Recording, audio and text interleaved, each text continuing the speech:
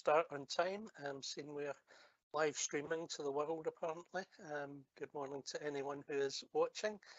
This is the regular meeting of IJB Audit Committee, so I'll start with any apologies. No apologies have been received, Chair. Thank you. Okay, does anyone have any declarations of interest in relation to items on today's agenda? Nope. Seeing shaking of heads, I'll take that as a no. Can we move on then to the minute of our last committee meeting, which was 23rd September? I'll go through it first for accuracy. So what in the papers is page 3,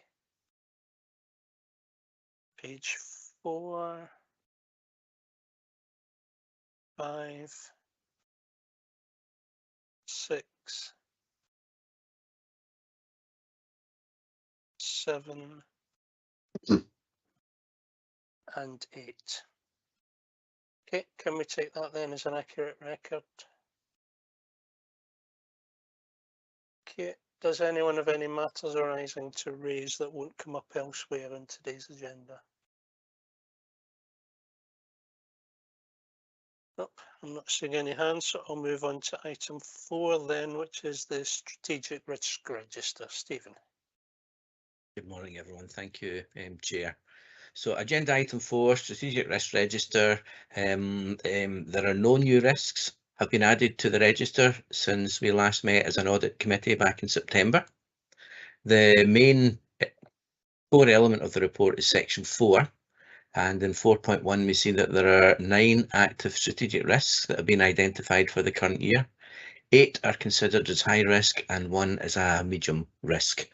There's been no change in status for 7 of the risks reported, but the future target score, so not the current score, but the future target score for the capacity and infrastructure risk and the commissioning risk have both increased to reflect the very challenging current market employment conditions and the cost of living concerns.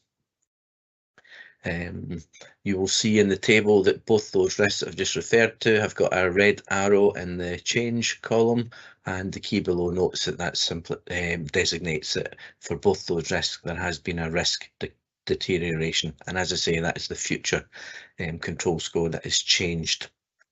Section 4.2 notes that the detailed risk register is provided within Appendix 1, and that appendix should be read in conjunction with the risk assessment scoring matrix, which can be found at Appendix 2. The bullet points in 4.3 just note some of the key considerations that we have considered in reaching the conclusions, both for the table and within the detailed risk register. And then finally, section 4.4, it notes that the table highlights the future risk score was amended for 2 of the 9 risks due to the current economic, workforce and financial pressures within the wider system. Those wider pressures are unlikely to change in the short term, and the future risk score now reflects that uncertainty. Equally though, within Appendix 1, the detailed strategic risk register, the untreated risk score is shown there as if there had been no controls in place, and we have also reviewed those untreated scores in light of that same current operating environment. So a very quick canter through the report. There's a couple of things not mentioned in the report that I'll just highlight just now, if that's okay. The last of the risks, strategic risk 9, relates to primary care sustainability. What we have in front of us is a more dated version. There is an update to what we effectively do is we mirror what goes to the NHS board. They lead on the primary care risk, and we mirror their report. There is an updated risk 9, or it won't be risk 9 in their register certainly, but there is an updated risk going to the board, I believe sometime in December, and we will reflect that on our next iteration. Probably with hindsight, we should have just taken that information as soon as we knew about it and put it in our risk register too, but have allowed that flow to go to the board first of all and then come to us. So there will be very shortly an update to the primary care risk. And the only other comment I would make on the report is one that Tony has made reference to in the past. Tony suggested that it would be worthwhile considering having some review dates for each of the 9 strategic risks, and that's certainly something that we want to look at. I'm currently in discussions with the risk management teams, both within the NHS Forth Valley and Falkirk Council, looking at how we can further develop the risk register and make it more robust, the actions that we need to take in a sort of organised process methodology. And I think beyond that we can then add in target risk review dates for each of the 9 individual risks. I'll stop at that and I'll leave it with you, Chair, if there's any questions. Thank you. Thanks, Stephen. Yeah, I mean, we've talked a few times about bringing the various risk registers into more common formats so that they are all kind of linked across the health and social care system. So that would make sense. Tony, can I bring you in? Yeah, just for clarity, and for those that don't remember the conversation, the particular issue was about having a target date for the target risk, and I think they're actually, you know, some of them are moved to reflect circumstances. But the idea is, and it's perhaps not so much an issue with this risk register, but it's a comment I've made across a range of clients, where you get a medium, and how do you judge whether that medium is sensible? And frankly, it might not be in the next 12 months, and hopefully it will be in 3 years' time when things get better. So it's about just making sure that the timescale is one that you can use. And with all risk registers, they're a means to an end, not an end in themselves. So it's about which timescale is the most meaningful for you as an audit committee and for managers to be able to actually manage the risk. And there's probably I'm kind of intrigued at the idea that the health board's leading on the primary care risk, because obviously it's a delegated function, but certainly I'll make the comment to the health board then that, because a lot of these risks are framed in terms of the primary care, you know, the GP contract, if you like, and obviously it's much wider than that. We've done a big piece of work in Tayside, and it's almost getting the means. So the risk is about the, let me say it. So the risk is about the primary care improvement plan, which is largely kind of GP, or can be largely GP led. So it's about, so the primary care improvement plan is the means to control the risk.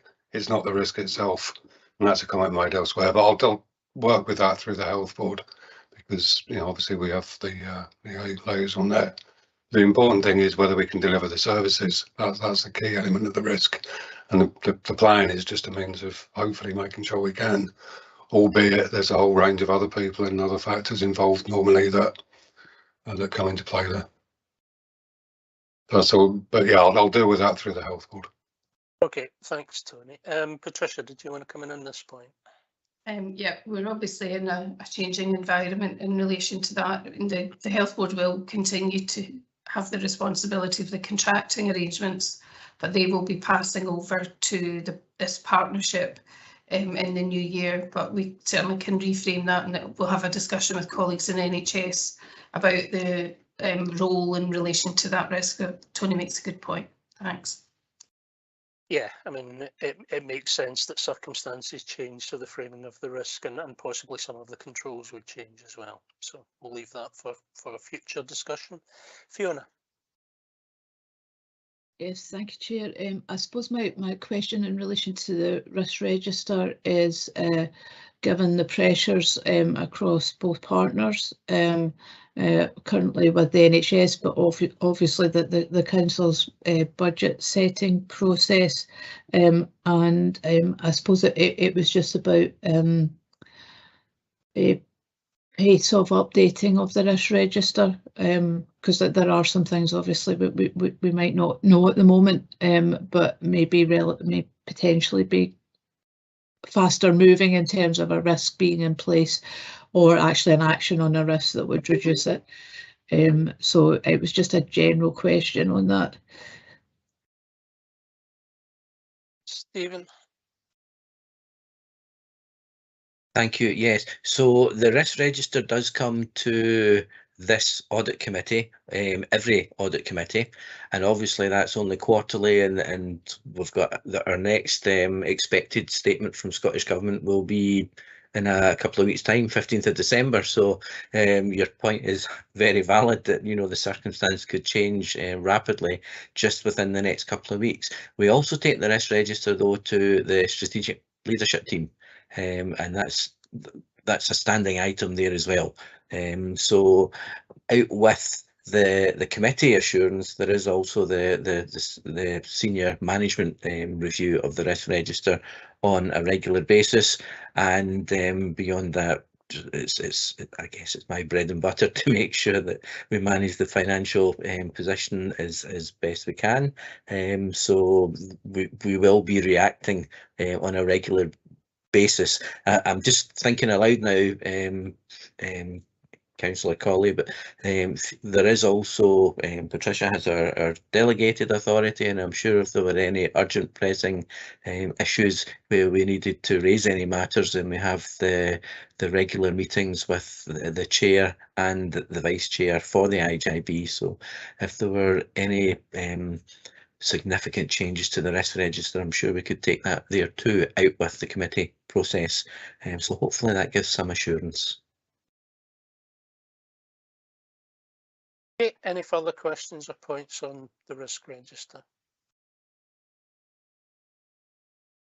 Okay, can we note that then as it stands with those increased target risks and some future actions there that will come back to committee in due course? Okay, item 5 then is the internal audit progress report.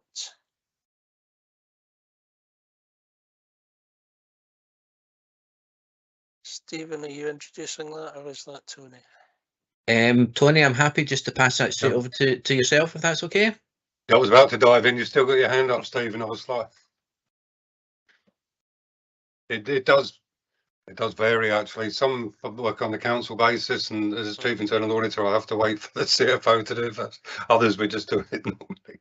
But anyway, the as you'll see, it's not the most exciting progress report yet, because the progress is deferred to towards the end of the year for good reason. The strategic plan, obviously we want to do that audit when we've got something to look at, when we've got something that we can add value. So we've shared the audit questionnaire with the IJB, but we'll be running through that fairly soon, and that is something we've run elsewhere. We've already come out with comment on the South Lanarkshire IJB strategic commissioning plan, so we've run that programme in quite a few places, and it's also been run by, we shared it with our local authority colleagues, so it's also been run in Stirling Black. So I think that's helpful as well, so that you know that your partner bodies kind of operate into the same set of questions. But we had the discussion, and it was decided we'd back end that, just because of the way that the timing of the strategic plan, and that will start fairly soon. The other one, the big one, which will be a big piece of work for Stephen, unfortunately, is what we're calling the ICE, and that is the holistic overview of the internal controls. And Gordon, you'll be familiar with that, and you're about to see Forth Valleys fairly soon, which will be interesting this year, because they're all they're perhaps not them. I've already done a couple for other health board clients, and they're probably not the most optimistic we've ever been in terms of the general environment. But that work will take place soon. And the reason we're doing it early, as I think we explained in the plan, is it's quite a lot of work to be done. And also, the first time it's done, you need a wee bit of time to, if there's anything needs sorting before year end. So that's why we're doing it early. Stephen's had the questionnaire, but we'll be coming along and looking for answers fairly soon, and working through that and going through the papers, and that report will be ready in time. Probably by the time it gets to this committee, the remedial action before year end won't be able to be taken, but we'll go through the process early enough that if there's any kind of easy hits, we'll get those done in time for year end. So nothing as yet, but it's all lined up and we're raring to go, and the next audit committee should have 2 reports for you. Okay, yep, that makes perfect sense on the timing, Tony. Thank you. Any questions or comments, colleagues? Roger? Thanks, very sorry about this. Having said last audit committee that I was impressed with the language used and I could understand it. Just a couple of points during these ones. I'm sure they're very minor one. In the appendix 1, right at the top there, it says audit universe, and I wasn't quite sure what that didn't make any sense to me. Sorry about being pedantic about that. Could somebody explain? Sorry, the audit universe, it hopefully makes sense in context. So the audit universe is the whole list of things that we could audit. And it comes from a model that we used to use pre-COVID. So probably the language should have changed, but with all these things, you don't always change it when circumstances change. And for those clients that used to get the old plan, so we used to have these lovely massive spreadsheets, and we'd work out from that how that related to your risk register, and we'd have a nice 5-year plan.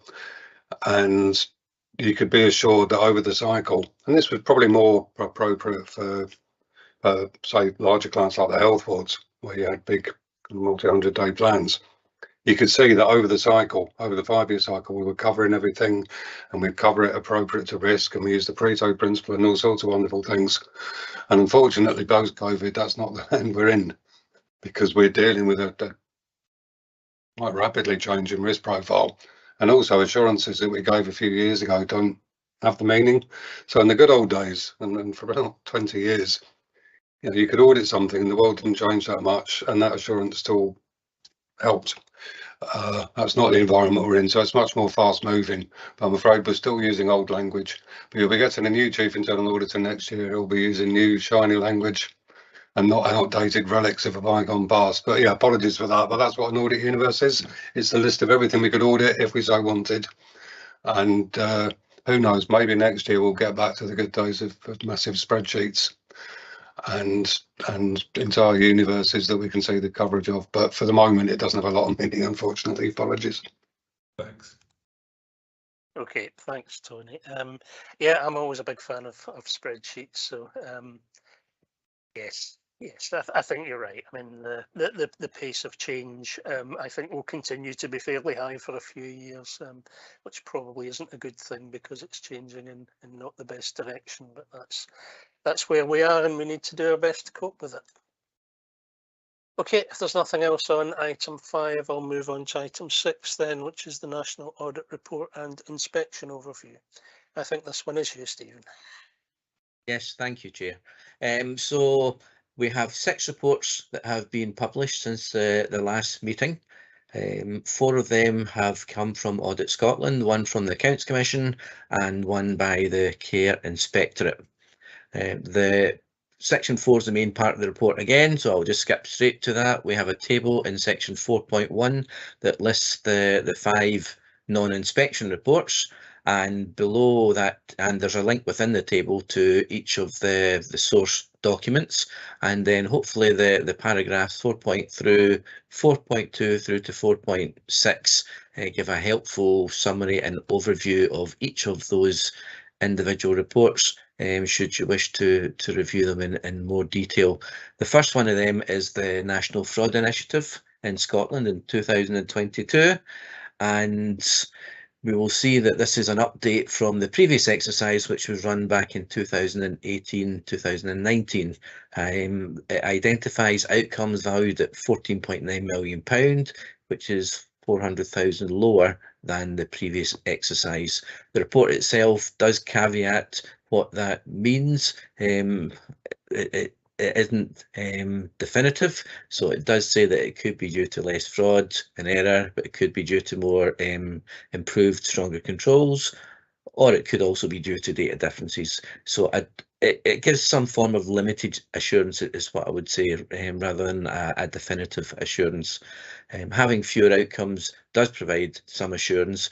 I think the key, though, or one of the keys, is that just by participating in the National Fraud Initiative, there is the benefit of there being a deterrent effect.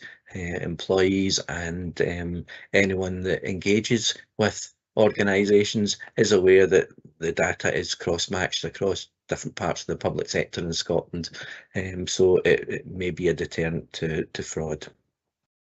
So that's the first one. The Audit Scotland report, Scotland's Council approach to addressing climate change. Note some big differences in the targets that individual councils have set. And I would just refer just to that last sentence that, you know, the report also highlights that Falkirk Council is one of 9 councils that has set a net zero target for its own emissions by 2030. The briefing, the next one's briefing, tackling child poverty, and after that, the internal audit report entitled Annual Diversity Report 2021-22 is Audit Scotland's internal audit diversity report, showing how they revealing their diversity statistics and how they tackle the diversity challenges within the workplace. Finally, section 4.6, the last summary is radical action needed on data, and that notes that inequality is on the rise. There's an ageing population, which is placing increasing pressure on health and care services. We have the cost of living crisis, and that's putting a strain on household budgets. We've got the climate emergency, and so we are really in a period of demanding unprecedented change, and data becomes absolutely critical to understand where we are and where we need to be in future. It kind of ties in neatly with Councillor Colley's point on the very first report about how we need to react quickly and we need to have accurate and timely data. The last part of the report, section 5, is the inspection report, which is really just noted for audits awareness. The report will separately be presented to the Clinical and Care Governance Committee. And I will stop at that and pass back and ask if there's any questions. Thank you. Okay, any questions then? Fiona? Probably one's a comment and the other's a question. I suppose the briefing around tackling child poverty. I mean, obviously the primary part of that will be within the local authority as a partner, but in relation to children's services. But I suppose it's is there anything?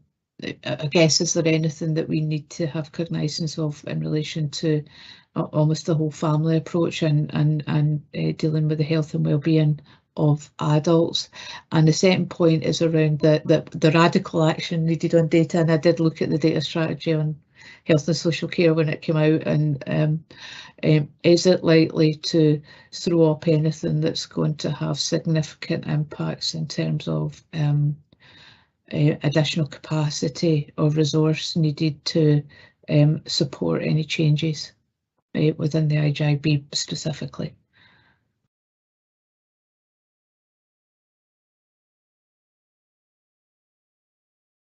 So in terms of the Tackling Child Poverty report, the main focus I would suggest from the report was actually how Scottish Government has performed so far. And again, the report was to some extent inconclusive. It noted that we were only part way through a period. But as you say, that it does also, probably the key highlight is that joined up working between all the public bodies. So absolutely the IJB has although we are adult services, we still have a part to play because children don't sit in isolation, they're part of a family unit. So we absolutely have a part to play there too. In terms of the data challenges and whether that will present capacity challenges for us, arguably it could. In many ways, actually having the right data should inform our decisions even better and actually make us more effective. So the reports that Patricia has previously taken to the IJB board, who have highlighted that we do have capacity challenges just now, where we're looking to introduce additional posts into the management team, particularly around performance management and project management, then I think actually any developments in terms of data strategy could be helpful for us, and with our additional capacity, it's a double positive. Okay, yeah, better data and better targeting, I think, is going to be important, especially as resources get tighter, isn't it? Tony, you've referred to another Audit Scotland report, which I think just came out last week or the week before, so probably just missed the cut-off for this committee. Guys, just to add to the general air of doom just before Christmas, I thought we weren't quite cheerful. I mean, obviously it's just a timing issue, but I felt that one was kind of relevant to the conversation we just had. But I'm not sure there's anything in there anyone isn't fully aware of. But it just adds, and we love the NHS, and yeah. So it's just part of that overall picture we just need to be aware of. I don't think it's for discussion now, but it's just in case anyone was feeling overly cheerful, that'll just correct the mood. No, I think we're aware of the way finances are going, and Stephen's already referred to the statement from well, it'll be the Deputy First Minister in a couple of weeks, so that will give us a clearer idea of next year's budgets. Stephen? Thank you, Chair. It was just to highlight that if we're live streaming this, I don't know if anyone will be able to see the chat. So it was just to mention that Tony has put in the chat that there is a more recent audit publication. It was published on the 17th of November, if you click the link, and the publication is a briefing on Scotland's public finances, challenges and risks. And as I say, 17th of November, so that would have missed the cut-off for us preparing reports for today. Thank you. So that's available from Audit Scotland website if anyone wants to read the full report.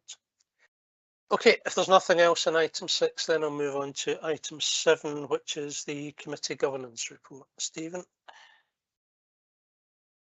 Thank you. I think David's going to lead on this one. David? Sorry, Dave. Is that okay? Yep, I'm fine with that. Thank you, Chair. Thank you, Stephen. So the purpose of this report is to propose a programme of meetings for the committee and an indicative forward planner for 2023. So as we'll all be aware, sitting on Audit Committee, the meetings are arranged to align with the various statutory deadlines in respect of the annual account process and to ensure all audit plans, associated progress reports and annual assurance statements are considered at an appropriate stage in the financial year.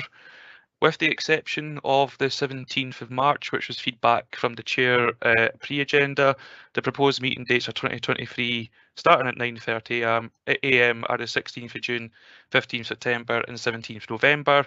Our first meeting on the 17th of March will start at 2 p.m. As you'll see attached as an appendix, we have a draft forward planner for the forthcoming year. This plan summarises the work of the Audit Committee over the forthcoming year in a bid to ensure the key timescales are met and that any associated training development needs of the committee can be identified at an early stage.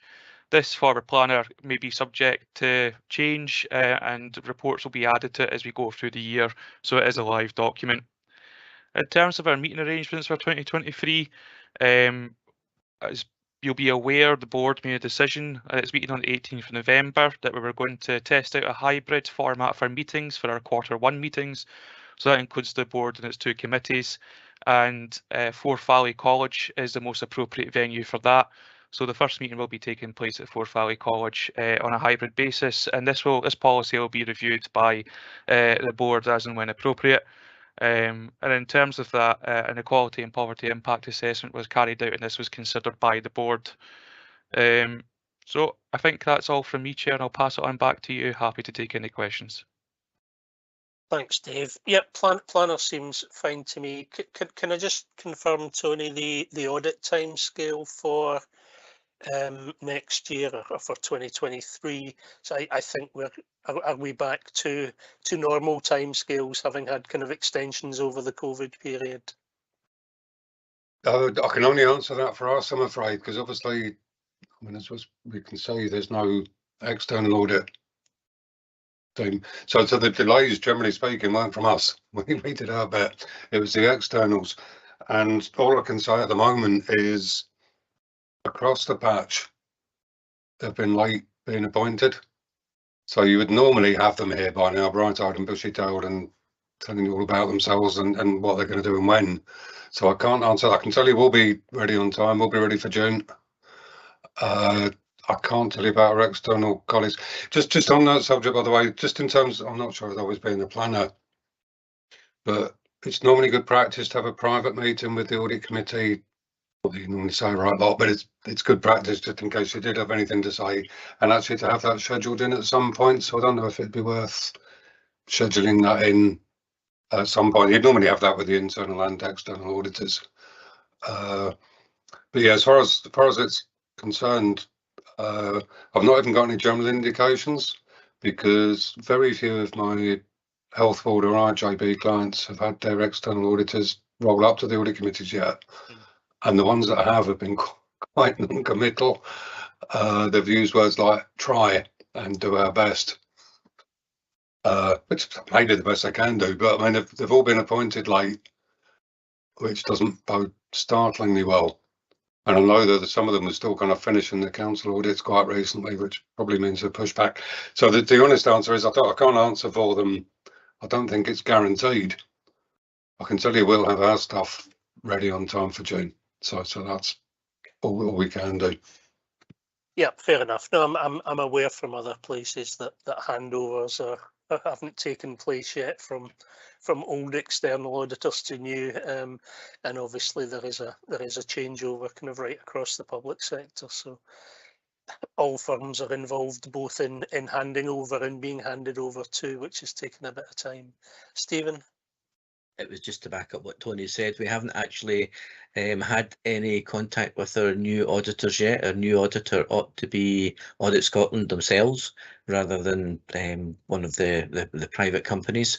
But that we haven't had any engagement so far with them. There hasn't been any contact. I know that Scott Urquhart recently has spoken to his auditors. He's not sure who NHS Forth Valley's with. It's certainly not Audit Scotland, but he had to go out his way to make that contact, and that kind of backs up what Tony's saying as well, that perhaps they are still working on legacy audits at the same time. So the dates that we've got are our best current estimates without that dialogue with the auditors. If there was a need to change things, there is probably some scope. I'm thinking more of the September date. We would perhaps need to look at a different time for the committee. We would potentially instead look to the full IJB board meeting rather than the audit committee if necessary. So we have thought about the contingency arrangements, but at this stage that's our best guess of when things ought to happen, and I for one certainly expect us to be reverting back to our normal year-end audit timetable in future. Thank you. Okay, that makes sense, Stephen. Thank you. So can we approve these dates subject to discussion with new new external auditors? Sorry, get my terminology right. And acknowledging that there may need to be some change or may not, but we'll see when we've had those discussions. So can we approve the dates for now? Okay, thank you, folks. Item 8 then is governance statement improvement actions. That's back to me, thank you. So it's a revised format for the report. As usual, it's one of our standing items. The report provides an update on the progress to implement a range of improvement actions that have been identified through the annual governance statement and from various internal and external audit recommendations. This will be the first report that also incorporates those actions which came from the 2021-22 annual accounts external audit. So the main thrust of the report is section 4 again. In this we see that improvement actions have now been grouped into 4 broad categories. They're listed in the bullet points with additional detail contained in Appendix 1. So we've got the progress with the integration scheme and the MSG self-assessment as the first grouping. We've got the SIPFA Financial Management Code as number 2, the self-assessment of this committee, the audit committee, against good practice principles, which is one of our external audit recommendations as the third grouping. And finally, we've grouped together the other internal and external audit reports. We'll recall that previously we had a number of chronologically listed improvement actions, and as a result of that we often saw repetition of the words integration scheme. So hopefully the audit committee will be happy with this new format within Appendix 1. For each of these broad categories, and I'm on to section 4.2 here, we have incorporated a RAG status. This is in respect of target completion date, and where we're suggesting it's green, that indicates that expected completion is in line with original timescales. Amber would indicate some slippage in the target completion date, while red would indicate significant slippage in the target completion date. We are mindful that it's very easy on a report just to change dates and lose track of when we originally planned to complete a piece of work. So hopefully with this RAG status, we thought that gives some increased visibility to changes to those target completion dates and improves our reporting to the audit committee. Overall, there has been good progress recently with the risk management action plan, and there have been further meetings to progress the integration scheme actions. And as Patricia alluded to earlier in the meeting, we are currently looking at both mental health and primary care transfers to the relevant integration joint board, hopefully by the turn of the year. So things are moving well. For some other areas though, there has been limited or no progress, and that's been linked to capacity challenges, and perhaps also while we're awaiting completion of associated tasks from elsewhere. And just the final point, 4.3 there, is just, and I've already discussed it today, noting that the management team are currently progressing options to address capacity challenges in what remains a challenging operating environment. I won't refer to anything in particular within the appendix. Hopefully that's fairly self-explanatory. You could argue that for the first category there, the progress with the integration scheme, with a revised target date of 2023, you could argue that that RAG rate should be red rather than amber, but we've taken a balanced collective view there because a number of actions have been completed and some will be completed shortly. So while perhaps in terms of overall integration we'd expected everything to be done by now, there has been lots of progress, so we didn't feel that it should be red for the timeline for that one, and we've put it in as amber within the report. And that's all I will say about this report. I'll pass it back to the chair and for any questions. Thank you. Thanks, Stephen. Yeah, I found the revised format very helpful and very much easier to read and very much easier to track where there is progress and perhaps where some further attention is needed, which is really useful. The one element I would pull out is the risk sharing agreement. I know that is a priority, and I know it was mentioned at board meeting of the health board just the other day as a priority as well. So hopefully we will see some action on that very shortly. Any other questions or points, colleagues? No, we're happy to accept that report then. Thank you. And finally, item 9 is our terms of reference. It feels like an anticlimax with this report because it's very much a short report. So there is a requirement for us to review our terms of reference annually, and this report is essentially highlighting that we've reviewed our terms of reference, and while we have reviewed them, we haven't suggested any changes. So they were reviewed last year on the 3rd of December. We're now reviewing them roughly a year later. So we're complying with the annual review basis, but there are no changes proposed. So there's not a lot I can say about the report. So I will just stop at that and pass back. Thank you, Chair. Thanks, Stephen. No, always good practice to review annually, and I have no problem at all with short reports. Does anyone have any questions or comments then, or are we happy to agree that the terms of reference remain unchanged? Yep, I'm seeing nods, so everyone is happy with that. Okay, that brings us to the end of the agenda then. Does anyone have any other business to raise today? Nope, I'm seeing shakes of heads. Okay, thanks very much, everyone. Thanks for all the reports and inputs. Some actions there to take forward, but generally some good progress as well. Thanks, everyone. Thank you, Chair. Thank you. Thank you. Bye, everybody.